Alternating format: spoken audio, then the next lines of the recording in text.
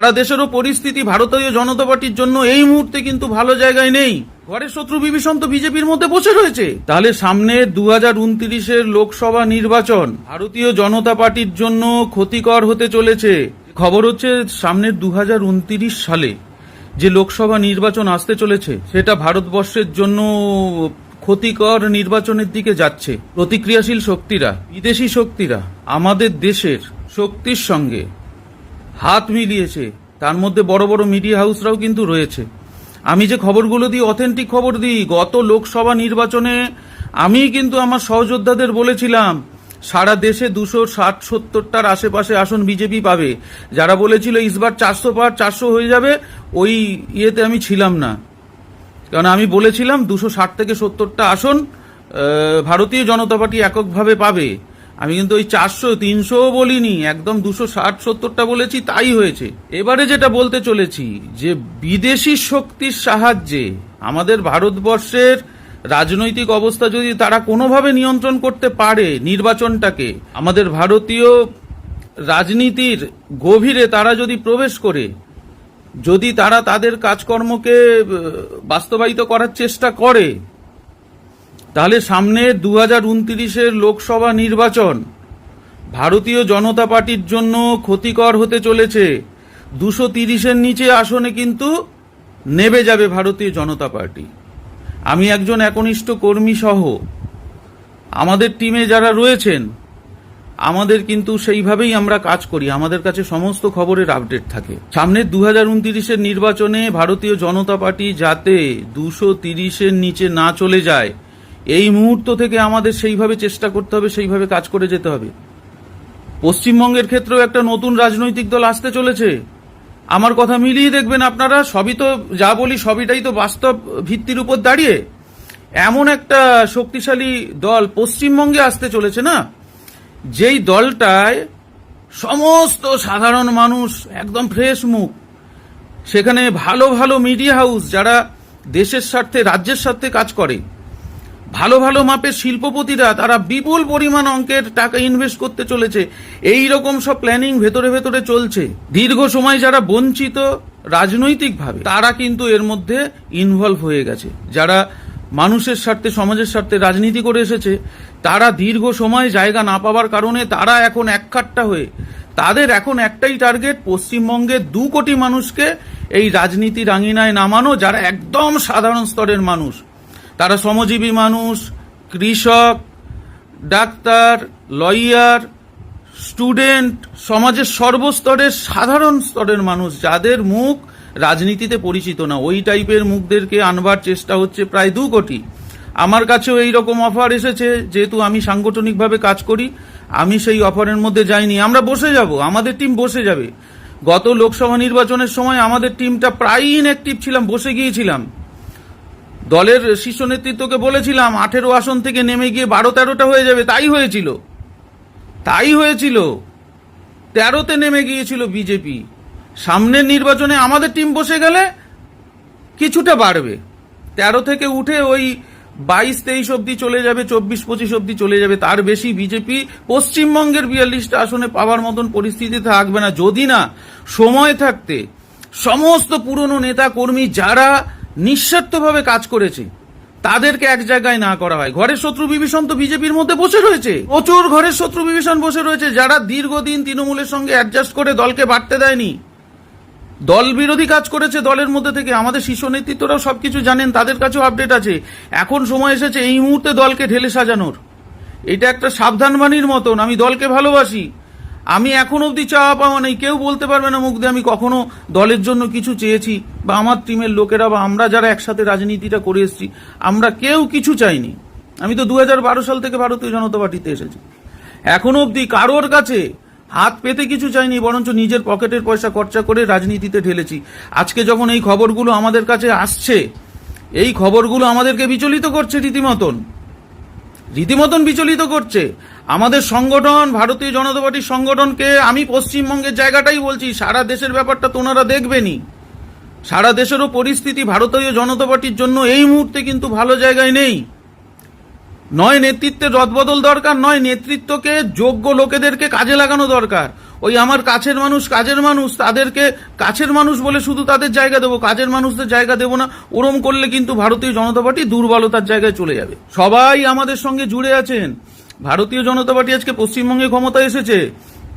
পশ্চিমবঙ্গের মানুষ ভাবছেন ভারতীয় জনতা পার্টি আমাদের জন্য নিঃস্বার্থভাবে সমস্ত কাজ করবে, সবকিছু করবে, এবং নেতারা সেই চেষ্টাও করছেন। আমাদের মাননীয় শুভেন্দু অধিকারী মহাশয়, মাননীয় মুখ্যমন্ত্রী, তিনিও চেষ্টা করছেন। সপার্ষদ সবে নতুন এসছে সরকারটা। আবার আমাদের রাজ্য সভাপতি মাননীয় শ্রমিক ভট্টাচার্য, তিনিও চেষ্টা করছেন। এই মুহূর্তে সংগঠনকে যদি ঢেলে সাজানো না যায় প্রতিটা জেলা ধরে ধরে, বারবার বলছি আমাদের কাছে খুব খারাপ খবর আসছে ভারতীয় জনতা পার্টির জন্য।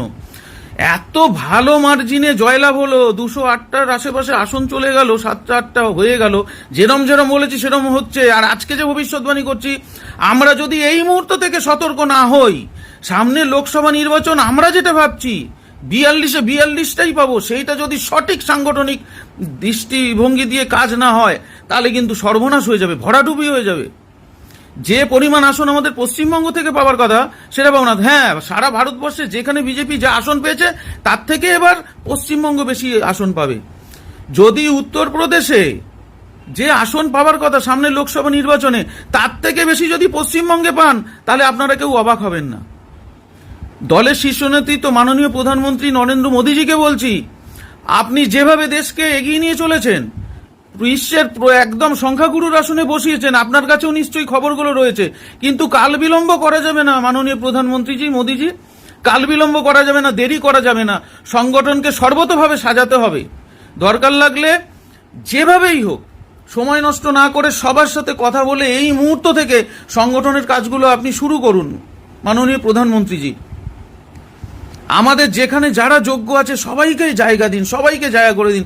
পুরনো লোকেরা যারা রয়েছে, যা বিশেষ করে আমি পশ্চিমবঙ্গের কথা বলছি, পশ্চিমবঙ্গের প্রায় 90,000-এর আশেপাশে বুথ, সেখানে ভারতীয় জনতা পার্টি এই গত নির্বাচনেও মাত্র 55,000-56,000 বুথে শক্তিশালী ছিল। বাকি বুথগুলোতে যে জিতেছে, ভালো রেজাল্ট করেছে, সেগুলো কিন্তু সেইখানকার আপামর রাজনৈতিক সচেতন মানুষের জন্য। এখানে বিজেপির কোনো সাংগঠনিক কোনো দক্ষতার কোনোভাবেই কাজ করেনি। অনেক দায়িত্ব নিয়ে কথাগুলো বলছি। আমাদের সদস্য সংখ্যারা প্রায় 4,600-র মতন লোক আমরা একসাথে কাজ করেছি নিরপেক্ষভাবে, নিরবচ্ছিন্নভাবে ভারতীয় জনতা পার্টির জন্য। আমরা পার্টির একনিষ্ঠ কর্মী, দীর্ঘ সময় দলটা করেছি, কোনো রাজনৈতিক পদ নিয়ে নয় করিনি। আমরা পদের অভিলাষীও নয়, আমরা শুধুমাত্র কাজ করতে চাই নিরবচ্ছিন্নভাবে একজন নেতা হয়ে। অযোগ্য লোকেরা জায়গায় জায়গায় বিজেপি ধরে যায়। আমরা বলছি যে তৃণমূলের লোকেদের নেব না, কিন্তু তৃণমূলের সঙ্গে অ্যাডজাস্ট করে বহু বিজেপি নেতা সমস্ত তত্ত্ব সহ রয়েছে। এবারেও দেখুন না, তাদের বুথগুলো হেরে গেছে বিজেপি, তাদের অঞ্চলগুলো হেরে গেছে। সারা পশ্চিমবঙ্গের বিভিন্ন জায়গায় যে সমস্ত অযোগ্য বিজেপি নেতা রয়েছে তাদেরকে সরিয়ে যোগ্য নেতাদেরকে জায়গা দিন, স্থান করে দিন। সময় নেই আর। যেভাবেই হোক যারা ভালো কাজ করছে তাদের রাখুন, যারা খারাপ কাজ করছে, যারা বুথে লিড দিতে পারেনি, অঞ্চলে লিড দিতে পারেনি, তাদের মণ্ডলে লিড দিতে পারেনি, জেলায় লিড দিতে পারেনি, সেই সমস্ত মানুষগুলোকে যেভাবেই হোক তাদের পরিবর্তন করে কিছু ভালো মুখ নিয়ে আসুন। তাদেরকে, যারা এতদিন দায়িত্বে ছিল তাদের অন্যভাবে দায়িত্ব দিন। কাউকে বসিয়ে দেওয়ার জায়গা নেই, তাদেরও সম্মানজনক জায়গা দিন, কিন্তু ভালো লোকেদের যেভাবেই হোক জায়গায় নিয়ে আসুন। এবার পশ্চিমবঙ্গ থেকে সামনের লোকসভা নির্বাচনে 42-42টা আসন পাওয়ার ভারতীয় জনতা পার্টির সুযোগ রয়েছে। আমরা যদি এখন থেকে সংগঠনকে ঢেলে সাজাই, ঠিক মতন কাজ করি, কেননা 40% বুথে আমরা কিন্তু দুর্বল। আর যে বিপুল সংখ্যক পশ্চিমবঙ্গের মানুষ আমাদের ভারতীয় জনতা পার্টিকে সাপোর্ট দিয়েছে, সহযোগিতা করেছে, তারা যদি আমাদের থেকে মুখ ফিরিয়ে নেয়, তারা যদি দলে জায়গা না পায়, ভালোভাবে কাজ করবার সুযোগ না পায়, নতুন যে রাজনৈতিক দল আসতে চলেছে তো বিদেশি শক্তির সাহায্য নিয়ে, এখানে তৃণমূল কংগ্রেসের এমএলএ এমপিরা থাকবে না, সিপিএম এর লোকজন থাকবে না। কারা আসতে চলেছে? সব সাধারণ স্তরের মানুষ, যাদের মুখ স্বচ্ছ, যারা ভালো। এই এবিপি আনন্দের সুমন টুমনদের মতন নয়, যারা বিজেপিকে হারানোর জন্য গত নির্বাচনে অনেক চেষ্টা করেছে, ভুলভাল তত্ত্ব দিয়েছে। এই বিশ্বনাথ চক্রবর্তী রাজনৈতিক বড় বিশ্লেষক, সে বলেছে 99টা পেরোবে না, 110টা পেরোবে না। সেই ভারতীয় জনতা পার্টি আমার বলাতে, আমাদের টিমের বলাতে 202 পার করে চলে গেছে। আমরা ধরে ধরে যে সমস্ত বিধানসভায় কাজ করি, যেরম ভাবে বলেছি সেইভাবে কাজ হয়েছে, বাস্তবের মাটিতে দাঁড়িয়ে আমরা কাজ করি। এই মুহূর্ত থেকে আমাদের আত্মসমালোচনার দরকার আছে। এসি ঠান্ডা করে বসে বসে সংগঠনকে শক্তিশালী করা যাবে না। সংগঠন শক্তিশালী করতে গেলে পুরনো কিছু পন্থা অবলম্বন করতে হবে, ভালো কিছু পন্থা অবলম্বন করতে হবে। কিছু জেলা আছে যেই জেলাগুলো ভেঙে টুকরো টুকরো হয়েছে, সেই জেলাগুলোকে এক করে এক একটা সাংগঠনিক জেলা গড়ে তুলতে হবে। আমাদের সংগঠনকে ইমিডিয়েটলি ঢেলে সাজানো প্রয়োজন।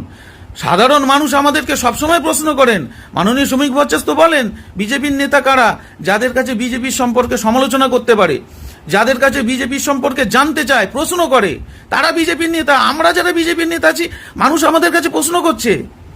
এবারের যারা ক্যাবিনেটে মন্ত্রী হচ্ছেন বা যা যা হচ্ছেন, অনেক প্রশ্নের মুখে পড়ছি আমরা নিজেরাও বুঝতে পারছি সবকিছু ভালোভাবে হচ্ছে না, অনেক ভুল ত্রুটি খামতি থাকছে।